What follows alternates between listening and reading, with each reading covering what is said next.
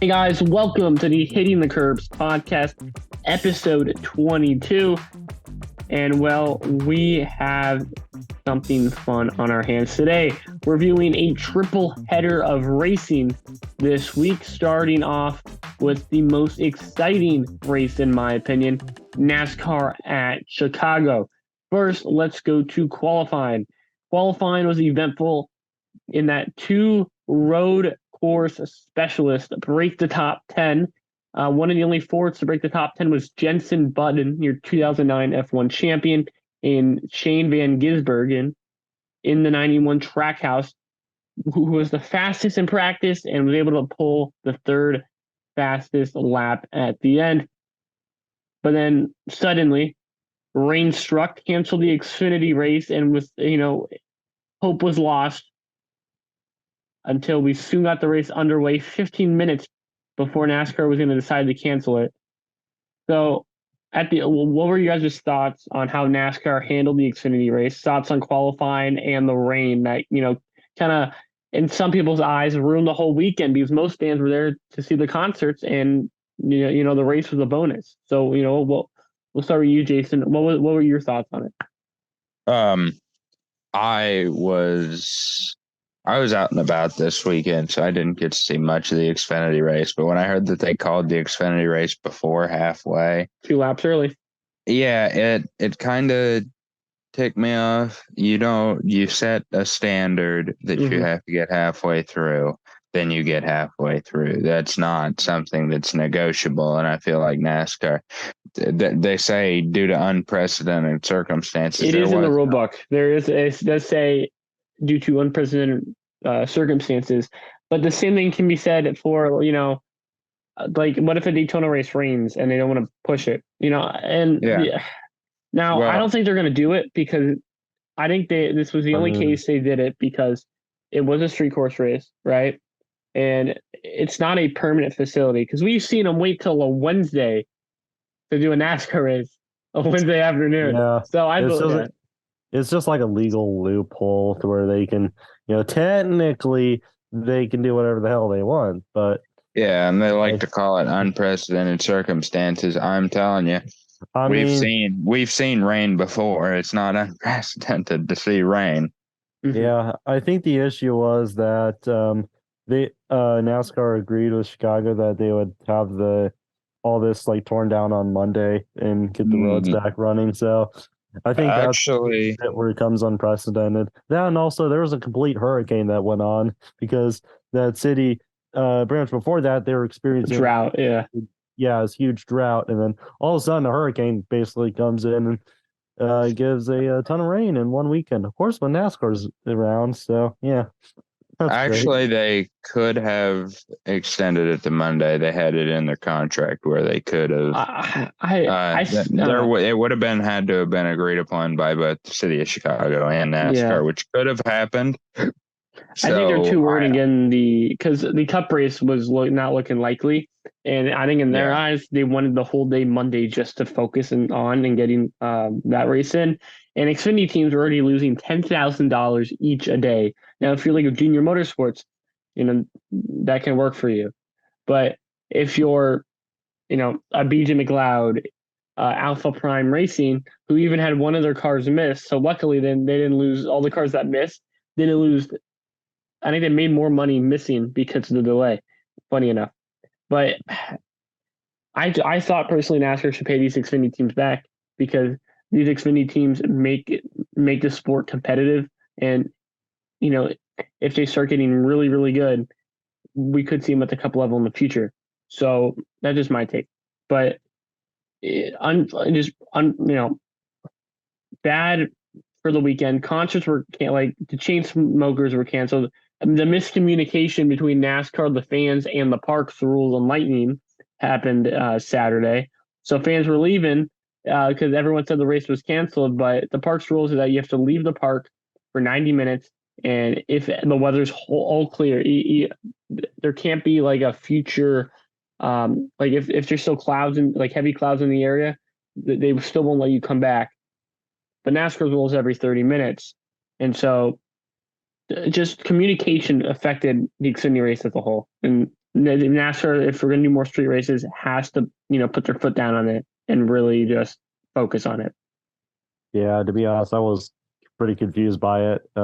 Mainly because I also had to go to work that day. So um, even if they got back going, I would have been at work. So I wouldn't have really been able to see any of that. So I to be honest, still didn't really fully understand it. So because I heard there was a couple of security people saying, "Oh yeah, things canceled," but this would be before the actual official ruling. So And yeah, and speaking of security, which I'll just I didn't have this in the original notes, but I just wanted to bring it up. So cars broke in to the street course race around 10 p.m. our time, 9 p.m. The time in Chicago, and started driving around the track. There is a picture of a Corvette with the driver being arrested, and I just don't understand how security let this happen in the first place. Apparently, there was up to 20 people 20 cars on the track. There's a van that entered in turn 4. I just what? Like when I read it, it was like late. It was like 1 a.m. I'm like, you've got to be kidding me! Because after a horrendous Saturday night, cars broke in even later that Saturday night, and then Sunday morning, rain just poured and poured and poured. So it just altogether, the rain didn't help, but gladly the on track product did. The race started with a lot of mistakes. We saw Gregson in turn 6 have a constant disagreements. We have Kyle Busch slide hard into the barriers. He was able to come back, soon finish 5th. And then a huge sell about, I think, after the first lap, a 5-second gap up front for Tyler Reddick. Bell soon got up there. Van Gisbergen soon got up there as well, and it looked like a 3-horse race. And then later on, more controversy when the race got shortened after about 9 cars pitted, predicting that NASCAR was going to do this. And those guys were able to stay out front, which allowed the battle at the end for Justin Haley and Van Gisbergen, who was on 16 lap fresher tires, have a battle at the end, which soon saw NASCAR's first driver from New Zealand, Shane Van Gisbergen, win in the Project 91 Trackhouse Chevrolet. So I found this race exciting. I think the conditions really helped the on-track product because, and the circumstances of the race distance changing, because we would just kept seeing the fast guys out front win, or not win, but stay out front, instead of being mired in the back and having to go through traffic.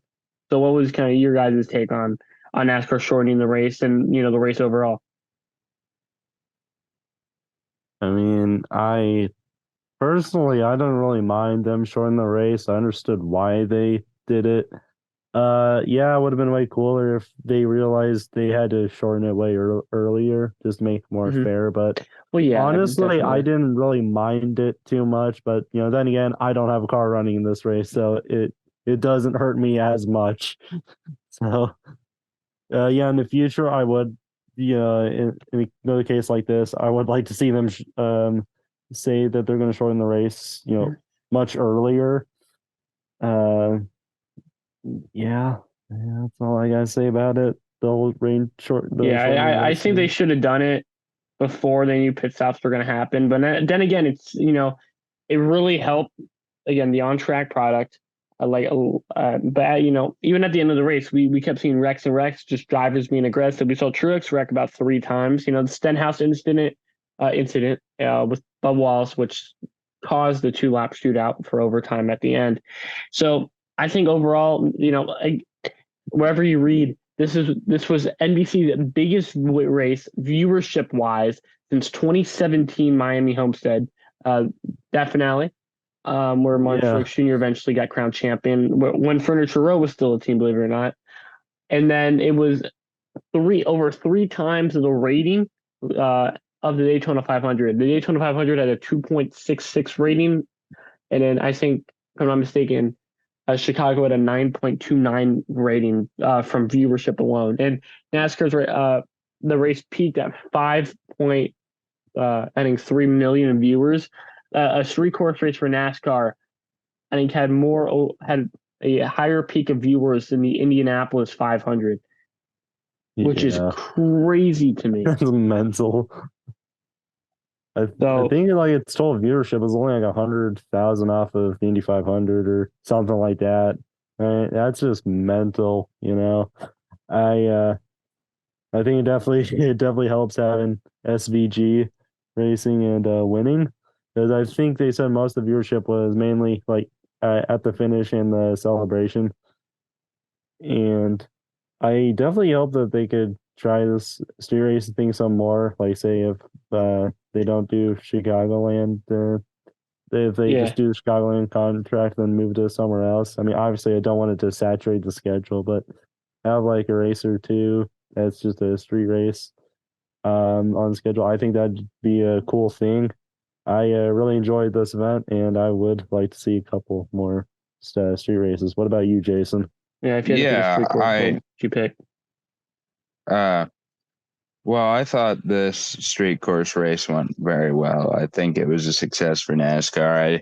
Them shortening it leading into the pit strategy call helped the race. It wasn't exactly the fairest thing in the world, but you know, sometimes when you're in NASCAR, not everything's fair. But luckily, a deserving driver won.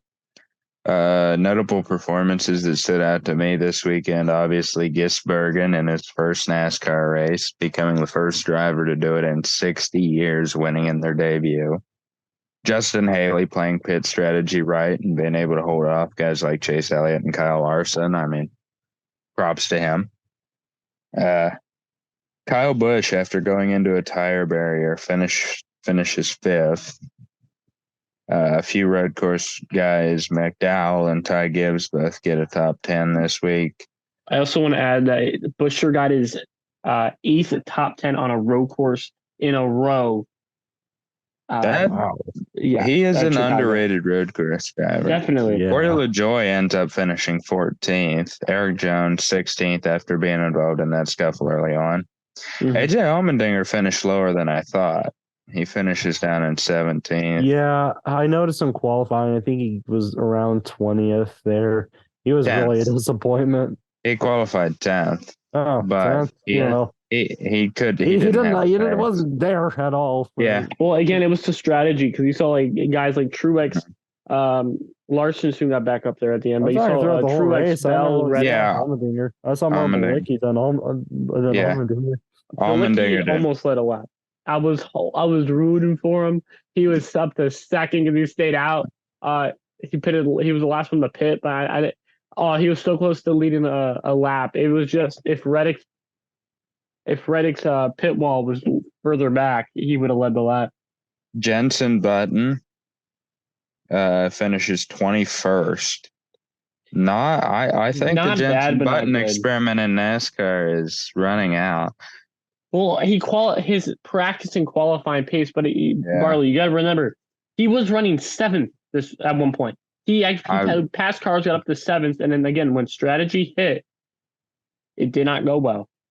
I'm just saying, 2 races in a row where Jenson Button's not finished great. I mean, you never know, but just Josh Bilicki finished 23rd. Like really good for that team. Really good. Andy Lally, 26th, gets Rick Ware Racing in 26th place.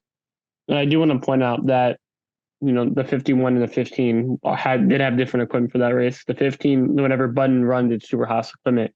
But I also, since we were on the topic of, you know, Jenson Button road course ringers, what do you guys think is Shane Van Gisbergen's future? He said he's got till next year, so the end of 2024. Once that's up, he could come over and race full-time NASCAR. And I think this is a move that should be made. While he is, you know, older than when you typically start NASCAR, I think he's around his, late 20s, early 30s.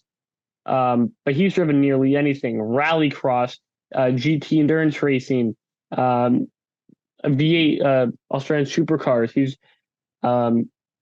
driven sprint cars, dirt sprint cars. So we're talking about how Kyle Larson, he could jump in any car and do anything, but Shane Van Gisbergen blows your mind with just looking at how much he's done. So I think Trackhouse should take this opportunity, but they got to find funding and just put him in the car. I think they could get maybe funding from Bush or I think it's WWEX that's currently sponsors Chastain for the full season. They're going to have the extra sponsorship left over if Bushweiser goes to Chastain. So it can maybe happen. I would love to see maybe a 97 open up and keep the Project 91, but that's just me. I mean, I think the funding wouldn't be too hard to get because I think that a lot of major brands want to see their name on a real popular driver, and someone like SVG, he's bringing a huge crowd from like New Zealand and Australia. I think we could even see sponsorships there too. Yeah. I've just been saying SVG because I don't want to screw up the name. I remember like Jeff Byrne, he tried to say it and then he like spazzed out. I was laughing my butt off when I heard that. I was like, hilarious. I'll just stick to SVG because I think I can say that right. And then wrapping up our NASCAR portion, just in news, Connor Daly and Marco Andretti will be racing in the Truck Series race at Mid-Ohio. So two IndyCar regulars are jumping to NASCAR. I just found that interesting because again, Daly did a full IndyCar race at that track just this weekend, and is now going truck racing, which his best finish is 18th. So I mean, you never know. Daly's best his best Cup road course, I think, is 34th. So he does have experience on road course with stock cars, and I think he can win it because this is the best equipment he's been given. Remember, the 41 had a top 5 at Nashville last weekend, so you never know. And then Andretti is driving for Spire. Got the sponsorship, is coming over, and that 7. The last time the 7 raced, they were in victory lane. So those are two guys to look out for the win, just purely on their road course experience with how, I would say new the truck series or how new the field is, because truck series, there's a bunch of young guys not used to road courses. So I think, that's something to look out for. But I think I read that Sam Mayer was driving the 75 at one point. I'm not sure if it's Mid-Ohio or different track. I know what you read. That is an old picture. Oh. He did drive it. Yeah. Old picture. Yeah, you're in the past. But that said, last thing, let's I do want to look at the cut line. So looking at the cut line is very close. It's the closest I've seen the cut line to be or have been in this few races left. And at this point last season, we're talking about, well, is there going to be too many winners? But there's a lot of guys still in points on the cut line. This, I think the narratives have switched. Just, who's going to make it in around the cut line? Because there's a bunch of good drivers that, that deserve to be here. To start, having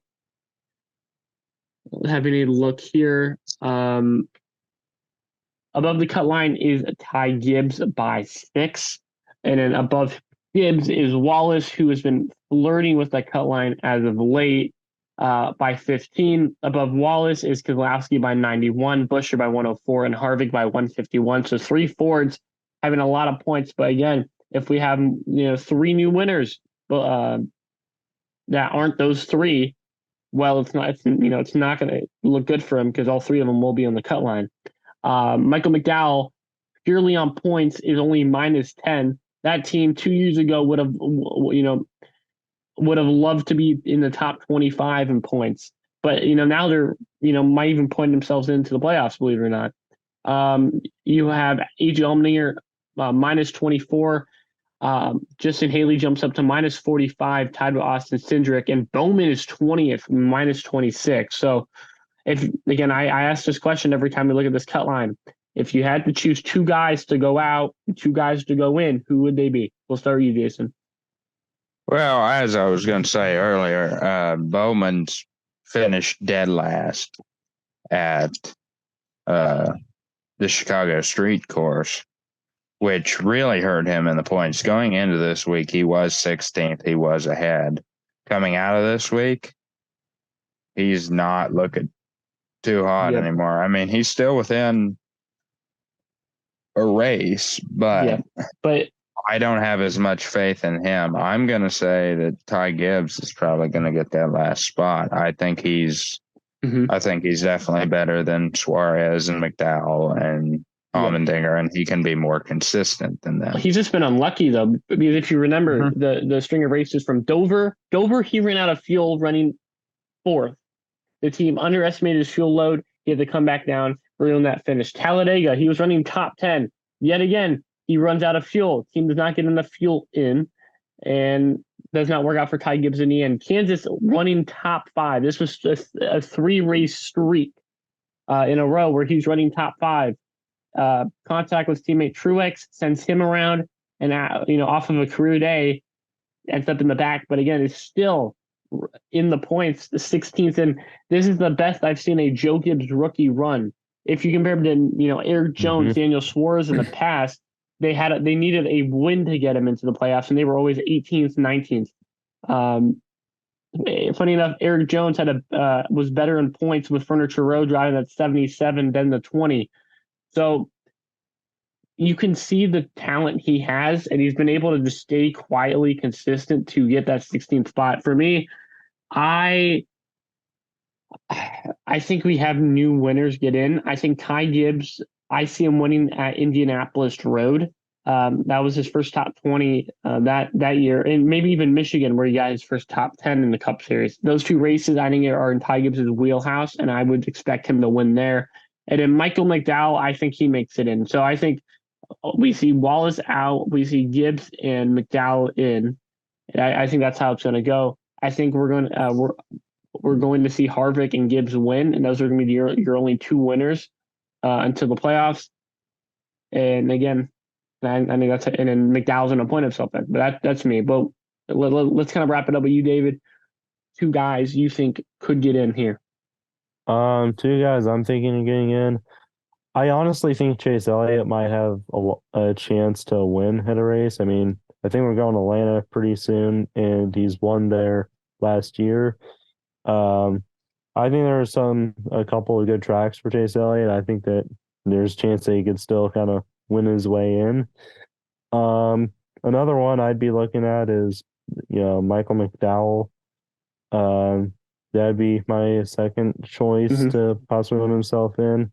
I know it's just two, but I mean AJ Allmendinger. I think there's a chance there, long shot, but I don't know, maybe he wins it. But yeah, my two mainly are Chase Elliott and Michael McDowell. Well, good.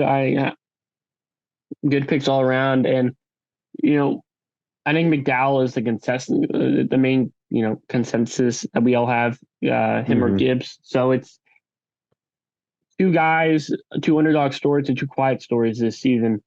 But with that said, let's move on to our next topic, IndyCar. If you were scrolling on Twitter, even if you're not a racing fan, you saw this wreck, and it was just 7 flips. The brakes failed. He turns it sideways.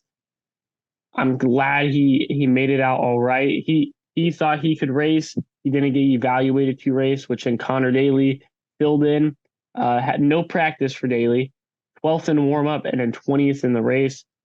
Your guys' thoughts about the wreck and just how good Connor Daly was able to stub in for him? Just to preface, we are on IndyCar now.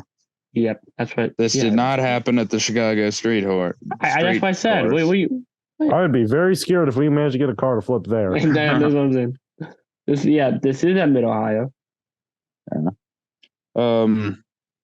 I'm just happy Pagano is okay. When I saw that wreck, it did not look good. I don't know how Pagano could be okay from 7 flips like that. It just boggles the mind, but I'm glad he is. Your thoughts, David? If anything, it sort of reminds me of I don't know how you say his name. Is it Joe Guan Yu? Or I know you like one. It's one of those. It's like Joe Guan Yu, Guan Zhou, but it kind of reminded me of that, where both of them have like flipped multiple times before coming to rest at the barrier. I know Joe's was kind of worse because he was trapped in between like a tie barrier and all that. I'm glad that Pageant was okay. I mean, Connor, he did all right. I mean, I wouldn't ever consider him.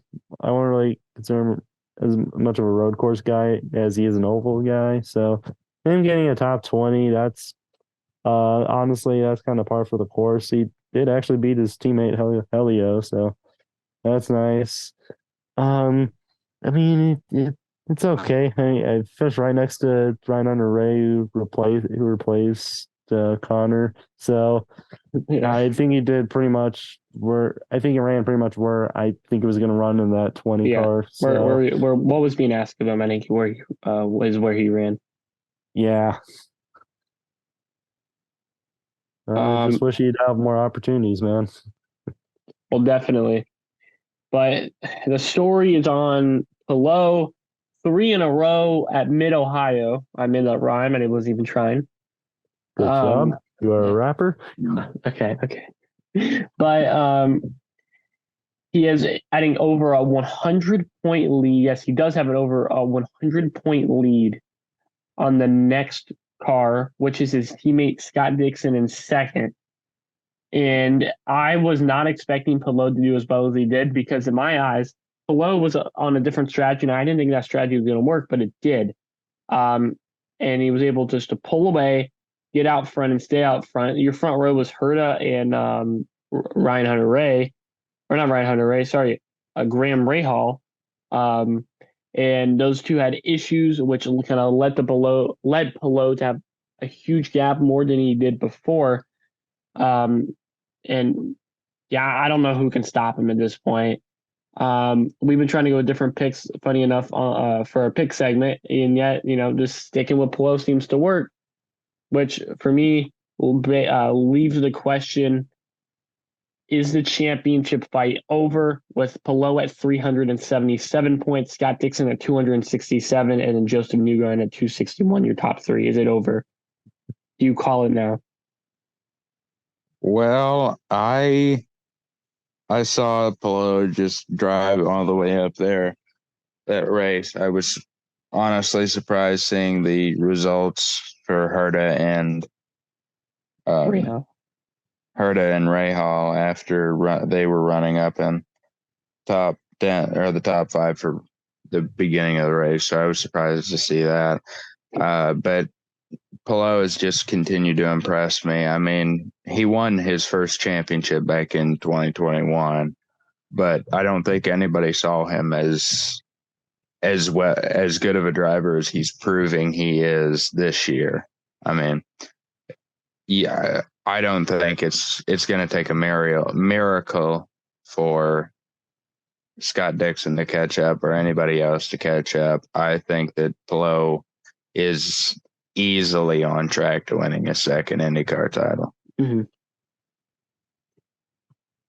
And with that said, Palou wasn't the only story, and it was kind of your top 5, and there was an interesting runner in your top 5. So Scott Dixon was able to get second.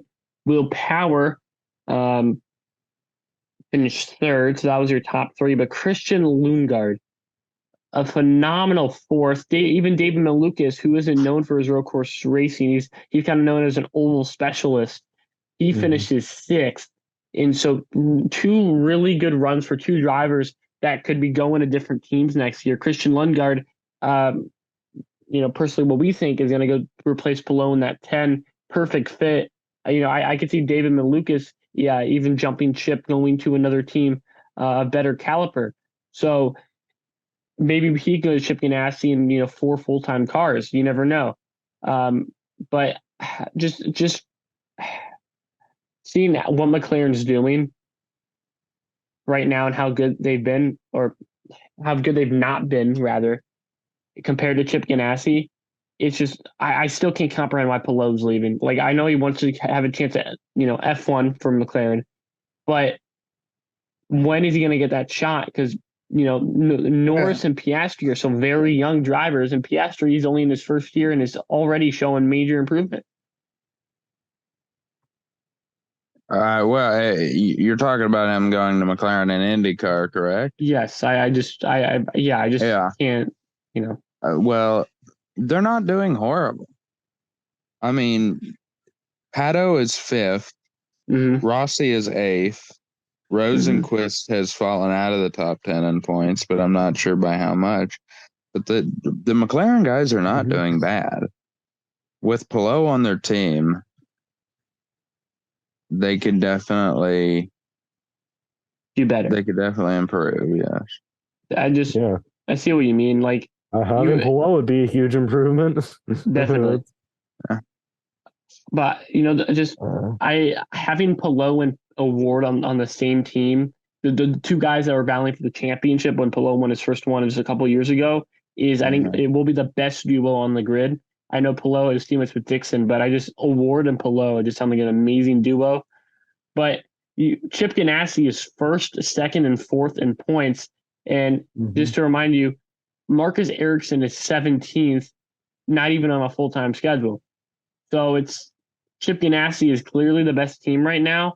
You can make a case for maybe Penske with Newgarden, McLaughlin, and Power 3rd, 6th, and 7th. And it just kind of looks like that McLaren is at 3rd fiddle. But maybe that team can improve with Palou. I think that's their hope. But finally, let's get to Formula One, and let's get to the best race of the season, which was only a sprint race. Funny enough, so the sprint race had their shootout after normal qualifying. After practice 2, they had it, and we saw Nico Hulkenberg being able to qualify P4. Lando Norris being able to qualify 3rd. Looks like Mercedes took a step back as well. And leading into the sprint race, contact between both the Red Bulls in the first 2 corners. Hulkenberg being able to dash up to P2 and finish in the points for the sprint race for Haas. And then of course Verstappen was able to finish first with Checo 2nd and Sainz 3rd. But what was your guys' take on the sprint race? Did you guys enjoy it? Was it the best race for you guys this season? I didn't see any of it. I was early. I barely caught the end of it personally. Yeah, I don't got the F1 TV, so I can't really see it. Damn. Sorry. I know it's really kill zone answer, but I hate to do this to you as well, but I did not watch Sprint either. If I had known I was going to be a part of the pod earlier, I would have went back and through my F1 TV and watched it, but I just figured I missed one. I didn't figure this was the week where the knowledge would come in handy. So don't worry. Well, then I just thought nothing would have happened, so I didn't pay any attention. My bad there. Yeah, it was arguably the best race of the season in the wet, but let's just get on to the race where Verstappen dominates, is on an alternate strategy than Ferrari, which for the first time in I think 4 races, a different car that's not Max Verstappen led in Charles Leclerc for about, I think, was it 5 laps, 6 laps, 12? It was somewhere around that. There was a new leader? But yeah, I know. Charles Leclerc led 10 laps. 10 laps? Yeah. I mean, but Verstappen was then able to pull away. And at the end of the race, with a, I don't know, 23-second gap, he wanted to get fastest lap from his teammate, comes down the pit. Anything can go wrong, but again, it's the Red Bull pit crew. Comes out 2 seconds ahead of Leclerc and finishes 5.1 seconds ahead. With Leclerc in 2nd and Checo in tow. But then that's not where the controversy ends, everyone. If you didn't watch the race, for you guys at home, or for maybe David and Barley, penalties. Let me just say that after the race, the finish was challenged by Aston Martin, and I'm pretty sure also McLaren, which And I think every spot that wasn't a top 3 got changed due to penalties. So, like I said, it was Verstappen, Leclerc, and Checo. But jumping up to 4th, passing Sainz due to a penalty was Norris. Alonso also jumped Sainz, with Sainz finishing 6th, and Alonso being able to wrestle back a top 5. Behind Sainz was the 2 Mercedes of Lewis Hamilton and George Russell. And then it kind of just gets scattered at the end. But yeah, so then Russell and Hamilton, Lance Stroll was able to get 9th with Pierre Gasly 10th. Again, last car on the lead lap, Alexander Albon, just constantly overperforming in that equipment. Logan Sargent was able to get his best career finish in 13th. He is no longer last, although he does have 0 points. He is no longer last in the standing. That is Nick DeVries not having a better finish than 13th. And that's kind of, and Nico Hulkenberg, who was looking so good early on in the sprint race, finishes dead last. But yeah, so it's kind of the regular status for F1. Verstappen dominates. But what do you guys think of Verstappen's risky strategy coming in the pit where anything can go wrong? And if he loses just 2 more seconds, he would have lost the race. I mean, I just think it was a savage move played by Max. I think that he knew that it was going to work, and I know the team was a little not wanting to do it, but yeah, I think Max would trust the process and went out and did it. So yeah, I Max Verstappen now 5th all time in the wins list for F1. He has went from the time I started watching being a driver without a championship with under 15 wins to becoming the driver with the most wins without a championship for a little while. That only lasted about 5 races before he won the 2021 championship. And now over the last two years, he has completely dominated. He is up to 42 wins, and he does not want to give Checo an inch. It is not good enough for him. He wants more fastest laps. He wants more race wins.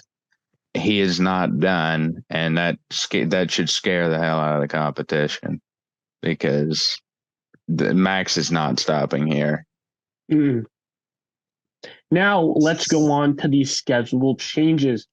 And well, there is a lot. So 24 races are now on the schedule. There's 23 this season. It's moved to more regionalized calendar. So it's on the schedule. Japan and China are now back-to-back races, we'll include Australia, Japan, and China. Bahrain and Saudi Arabia are back-to-back. It goes COTA, Mexico, Brazil, and Las Vegas. So that's kind of staying in the same region. The only race that doesn't make sense is going from China, 2 weeks later going to Miami, and then 2 weeks later going to Imola. While there is a gap, I do think they should put Miami by Canada. And then the final change was Saturday races in Bahrain and Saudi Arabia to respect Ramadan. And then Chinese Grand Prix returns for the first time since 2019. However, it was put on every schedule release and then soon taken off. But it's looking more and more likely that this will happen. Your guys' thoughts about the schedule? Pros, cons, complaints? I mean, I wish they'd have Canada like right after Miami. Yeah, I think try and close them up, you know. Yeah, I think that's the one change they could make. I again want to see France. I do like seeing I do like F1 going to more places. I do not think there should be 3 F1 races in the US. I think at the minimum, I think at the max 2. And I think 2 works out perfectly. Get the East Coast and West Coast, because the U.S. is about the size of 2 countries. So yeah, they could have Miami and Las Vegas kind of alternate. But COTA is such a good track too. It's like that's why I say keep COTA. Just have the 2 street races alternate. I wouldn't be I wouldn't complain about that. I think the only They issue, did that for the Nürburgring and Hockenheim. That worked out pretty well until Germany yeah. had no Well, money. and Germany should be back on the schedule yet again. But again, we're going to the U.S. 3 times, and we're going to Italy twice, which again, Imola is a historic track. But again, Monza, you just cannot be you just cannot not go to Monza. But it's these Middle Eastern tracks, street courses that are going on the schedule when we could go back to built racetracks like the Hockenheim or the Nürburgring. I mean, come on. But Barley, what's your take on it? My take is one, we shouldn't be racing in Saudi Arabia. We shouldn't be racing in Bahrain. We shouldn't be racing I think in the Middle East. Bahrain is a good track. It's just the controversy surrounding the political climate. Yeah, and I do not think we should be going to countries that don't respect human rights. The same reason why I'm happy Russia's off the schedule, and the same reason why I've been happy China's off the schedule. The track is good. The country is not. So they're just stuck. I just don't like them taking money from these governments that want them to race there when they're, especially when they're taking dates away from, as you guys mentioned, Hockenheim, the Nürburgring, whatever for Germany, South America, South Africa, France, taken away from other South Korea. South Korea, other historic tracks that have been on the schedule in the past that have produced good racing, for boring, but are being left out for. Yeah, I mean that are being left out for more and more street courses in countries that really shouldn't be put on a pedestal on the world stage like they are in sports. So I do agree with you, but again, so F1 for China, right? So I'm hearing rumors that they don't want to go to China. Like they do not want China to be on the schedule. And you might ask why it's on the schedule. They're stuck in a contract right now. I think there's a clause that says if it's delayed due to certain circumstances, I think they have a few more years just because of the COVID-19 pandemic and why those races were canceled. But they want to. I know I'm hearing on Twitter from reliable sources. So don't fully trust me. I'm hearing this from other sources that F1 wants South Korea back on the schedule over China. So I would love to see that happen. I thought, China was a good, even Malaysia too. I'm hearing one of those two races. They want to get one of those two markets again over China because China is just such a difficult track to go and race at because of things that are going on. So I would love to see that happen. Again, I do not think Saudi Arabia should be on the schedule. I do agree with your point. There's just too many races in one place. And again, it's the human rights. Like they're supporting it, but there's guys with a bunch of money or countries with a bunch of money buying F1 on the schedule. Yeah. I will say if there is one track that I want off the schedule for a non-political reason, it is Imola. Imola was good in the 90s. Imola can be good now, but and it got moved off the schedule due to rain. Yeah. It's not an up-to-date facility. It is. It is a relic of the past. We've had our nostalgia. It's below sea level, I believe. Yeah. The track is not sustainable for the future. Mm-hmm. We need to be looking at other markets that are. And we already have a market in Italy. So it's like, I know Italy's a big country, but you got to take in consideration other countries I feel in like different regions. Helpful. I feel like it'd be helpful if we just had more alternate dates. Yes. I feel like at that point we could somehow find Imola a spot on it because I don't really mind that track all too much. I think the whole weather thing is they had this whole flash flood warning throughout the whole area too. It wasn't just the track being faulty. But I think some alternate dates would help sort of clean up the schedule, maybe kind of limit it so that way we're not going like 24 races now. And I mean, I feel like that number itself is kind of lied. I feel like it'd be best if we capped it at 20. Yeah, I think this is the first time in a good while that the calendar started in February. Yep. I could be wrong about that, and it's just barely starting in February, but I don't remember it starting in February. I remember started watching. I remember them starting in testing. Yeah, March. testing was in February.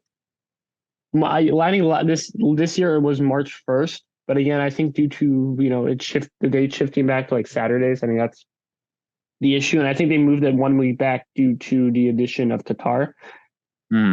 So, but but with that said, let's move on to topic we talked about the Pirelli versus Bridgestone, and if they should replace as the tire supplier. With Pirelli kind of letting teams down, and I think being a big factor of the racing product we're seeing on track.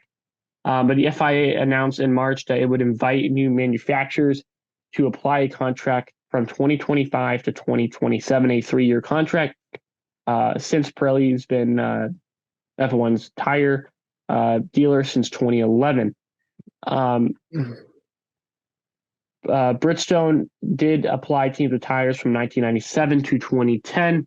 And even Red Bull has said they're open to using new other tire manufacturers other than Pirelli. But many teams are worried about the competitive nature of the tire manufacturers trying to get so much performance out of those tires that it takes safety away. So what is your guys' take on it? I know we briefly talked about it prior in a previous podcast, but what's kind of your take on it?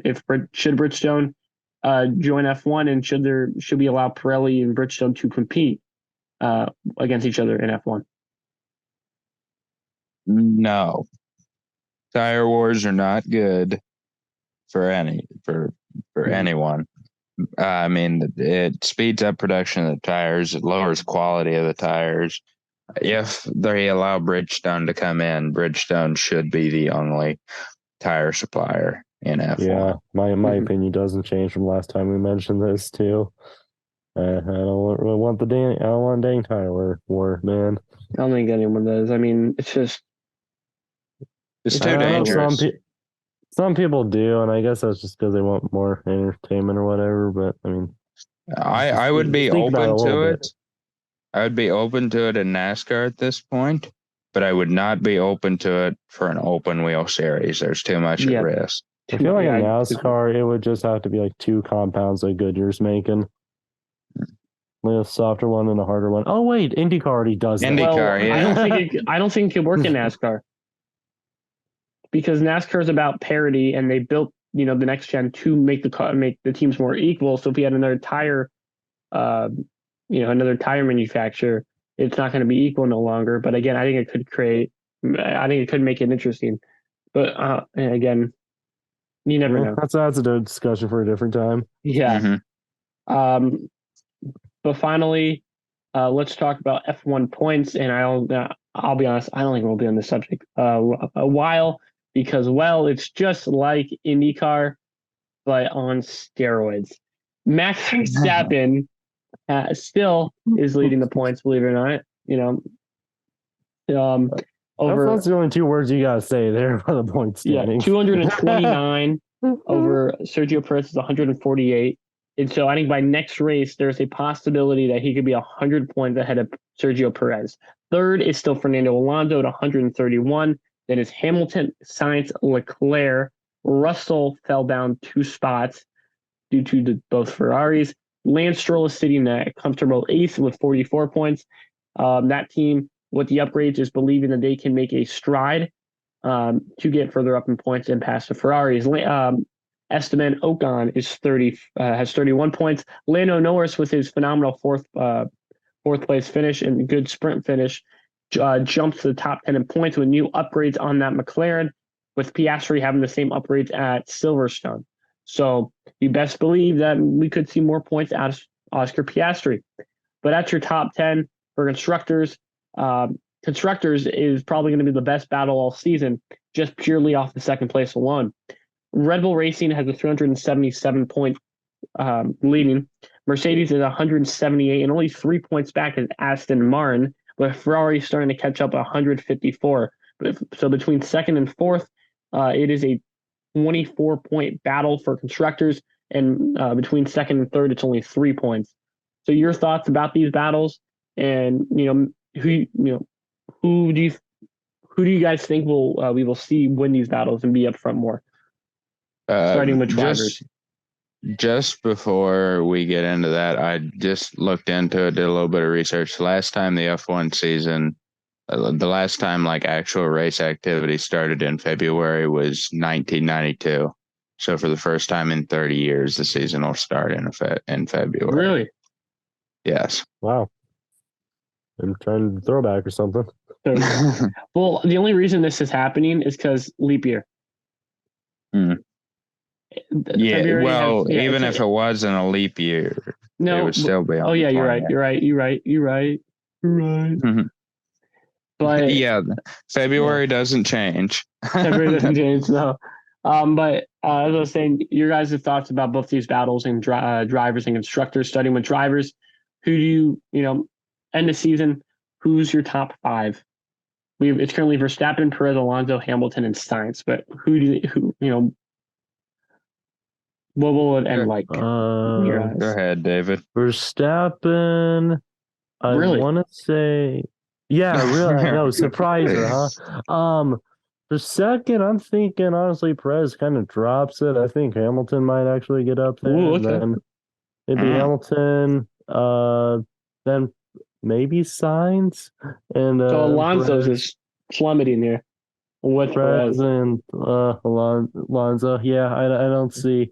I think Verstappen, Hamilton, Sainz, Perez, and Alonso. That's Verstappen, Perez, Hamilton, Alonso, Leclerc. Oh, okay. Yeah, mine is personally Verstappen, Alonso, Perez, and it's gonna be close between second. I think we see Lewis Hamilton stand 4th. I think Lando Norris will make a late charge this season. I'm gonna go Bull here, but the upgrades, he's just looking really good. And I think if they just put more races together, they could be top 5, because we've seen Ferrari make a lot of mistakes, and Mercedes seems to be worse than McLaren right now. So that's what I'm kind of basing it off of. And then finally, constructors kind of focus on the battle for second. It's a 24-point gap between Mercedes in second and Ferrari in 4th, and then Aston Martin and Mercedes are only 3 points apart. With Red Bull leading. So out of the battle for second, who do you think is going to be the top 3 for constructors? Oh, that's an easy one. I'll go ahead. Red Bull, Mercedes, Aston Martin. Ferrari is not going to do anything? Absolutely not. Okay. I don't blame you. What about you, David? I think it's Mercedes going to get second, and then possibly Ferrari. I just see Aston Martin just kind of falling off. Okay. For me, I do see Red Bull. I'm going to go Aston Martin second. I think Aston Martin will step up their performance, and I also think Ferrari will be third. I think Mercedes drops to 4th. And with that said, right before we get into our pick segment, Jason has been wanting to do this last week, missed the podcast last week. So tell us about the Monster Jam finale and how it all worked out, who won the championship. This past week, Monster Jam, I follow that sport if anybody knows or if anybody cares. It's they had the Monster Jam World Finals last year where they crowned their champions in racing, freestyle, high jump, and two-wheel skills. Notable drivers who were able to make the main field is Jim Kohler, who's made every World Final since the year 2000. Camden Murphy, who drove Bakugan Dragonoid, who has also competed in NASCAR in the Truck Series and the Xfinity Series. Adam Anderson, who's the standard bearer for Gravedigger. Tom Mentz, who is a 14-time world champion, who competed that week. The first competition out was the Lucas Oil High Jump competition, which was won by Ryan Anderson and Son of a Digger. This makes his second consecutive high jump competition, his 4th world championship overall. He ties his father at 4, and he's currently 1 behind his brother Adam with 5. Then they did the Great Clip Skills Challenge. At this point, the track was a muddy mess. It was also a muddy mess for high jump, but it didn't affect it as much as it did the skills championship, because the skills championship is all relying on grip. You have to have traction. So you saw only 3 drivers be able to hit a move out of the 8 that competed. And they all had to use the same jump because the backflip ramp was the only thing they had. Gravedigger took home the championship. Tyler Menninga got his first World Finals championship in 2-wheel skills. But there was some contention because second place, John Zimmer Jr. in Terminal Velocity, pulled out a pretty good run. The fans seemed to be upset that he didn't win, but Tyler Menninga is a deserving champion. He's come so close in the past. Then they moved on to the racing competition, which the fastest qualifier for that was set on Friday night. That was Camden Murphy and Bakugan Dragonoid. He was the only person to get a sub 20-second lap time. Some surprises in round 1 were Tom Mentz, the 14-time champion, going out to Kirsten Anderson and Gravedigger. That was the big upset of the night, as well as Barry Musauer and Zombie beating Adam Anderson and Gravedigger, leading all the way into the final round where Camden Murphy and Bakugan Dragonoid and Tristan England and Earthshaker dueled it out on the elevated St. Louis style race course, and Earthshaker got the win, taking home his first World Finals championship with his family in attendance. The same weekend, his dad debuted a new design for his monster truck, Big Kahuna. So it was a very emotional time for the family. And then they moved on to the freestyle competition. And run after run, the bar just kept getting set. But the judges kind of interfered with it because they had a method of fan judging followed by professional judges, and then they'd average out the scores. And that led to a lot of contention with fans. I have seen a lot of fans online talking about how this guy should have won freestyle or this one should have won freestyle, but it was eventually won by Colt Stevens and Thunder Roris for his first season in that truck, the truck's first season altogether. They win the World Freestyle Championship. Nice. I don't know. I want to hear you guys' opinion. Who do you think should have won the freestyle competition? I think we got to go with the call. I think it's got to be. I think Gravedigger won. He should, and he won, but I think he should. He's a legitimate winner. I don't see anything different for the Scales Championship. Yeah, I can see it. He did a good moonwalk, but yep. David. I think. Well, I was sort of trying to research it. I didn't really find too much. I think I got to go with y'all and gonna go with the official result there. I was trying to look it up. I didn't really see it all that well.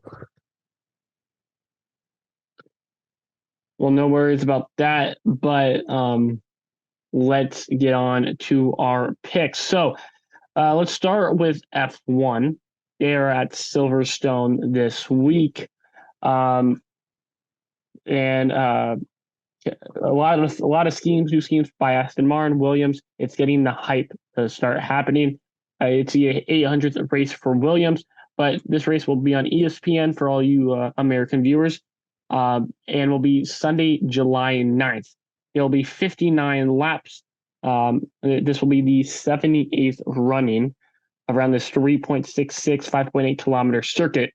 But with that said, let's get into the picks. So last week, David having the pick of Max Verstappen would win, with myself coming in second and Hector coming in third. Hector is not here, so his pick will be randomized. So since it's randomized, he has to go first, so we don't mess up the order. So I think many of us are hoping that it does not go well for him, and we kind of get lucky with the pick. So I am randomizing it now, and he will get. Hopefully, I can roll a driver on the grid. If I don't, this is going to take a while. Is anyone the 48? No. George Russell. So Hector rolled the 63. So not a horrible pick. But Hector will get George Russell, which would lead to Barley. What is your pick for F1? My pick for F1 is Max Verstappen. God dang it. I was right there, man. I'm sorry, guys. You can't look a gift horse in the mouth. What? Okay. I don't know what dynamic you're... Hey, I'm next. You won last week. What are you trying to do? Well, man, I'm going to pick... Oh, this is difficult. Oh, please take long. There is a word that starts with a B, and it's called bold, right? I'm going to go with Lando Norris. Well, okay, so I'm going to take probably Leclerc. I think that Ferrari is going to kind of get it together. Okay. I like your point. Your point. And finally, let's wrap up with our NASCAR picks. So last week I brought home the NASCAR victory. So I will go last. Again, okay, like we're doing currently. As I'm scrolling up trying to find everyone's standing. I have it now. David picked AJ Allmendinger. Hector picked William Byron. I picked Ty Gibbs. If not mistaken, David is second. Then, anyways, Hector's picks being randomized. So, who will Hector have, ladies and gents? He rolls William Byron randomly. William Byron. okay. So Hector gets lucky with his what's roll. Your choice then? Well, no, you're next, David, since I won. Or no, my choice. Sorry, no, it's Jason. Jason. I'm gonna skip you. For Atlanta. For Atlanta, I am going to go with Daniel Suarez. I know. Nice. And it is a 400-mile race, a night race at Atlanta, for let's say that early on. I think it's going to be, if I'm not mistaken, it is 260 laps, 400 miles under the lights. I've said that before, but David, your pick. Okay. I'm going to go with Chase Elliott because I think that's where he's going to get his win. I mean, it's Atlanta, man. I'm going to go with Austin Hill. We had an opening car win last week. I think we're going to have another one win this week. Honestly, that's a good point there. Also, he's great at super speedways. Great. He's won. Here's his finishes. I think his super speedway finishes. He has won both Daytona openers. For Atlanta, the worst he's finished in the last 3 Atlanta race or any Atlanta race that's been repaved is second. He's finished first in the Xfinity Series, but you never know. The Cup Series is a different breed. But thank you for watching. Make sure to tune into the Mason Maggio interview that was posted this Sunday. And see you next time. Peace.